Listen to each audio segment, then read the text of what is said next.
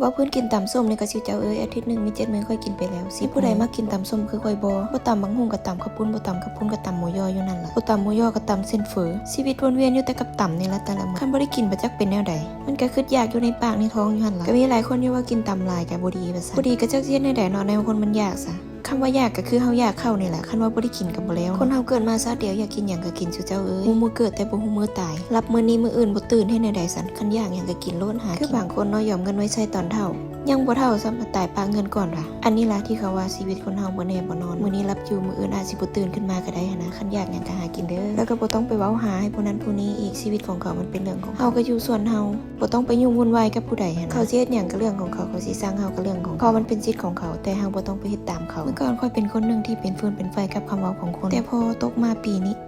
ค่อยปงแหงปงแท้ปงว่าพยาเฮ็ดหยังก็เรื่องของเขาค่อยบ่ได้สนอยากว่าให้ค่อยก็ว่าเข้าหูซ้ายทะลุหูพอค่อยเฮ็ดแนวนี้ไปเรื่อยๆค่อยเริ่มชินแล้วค่อยบ่คำเว้าของเขาบ่มีผลหยังกับค่อยเลยกลายเป็นว่าเวลาเขาเว้าให้เฮาแล้วเฮาบ่รับฟังเขาเป็นคนทุกข์เองต่างหากชีวิตเฮาเลือกเอาเฮาเลือกที่สิฟังหรือบ่ฟังอันนี้บ่ได้มาบอกมาสอนเด้อมาแชร์ประสบการณ์ชีวิตตัวเอง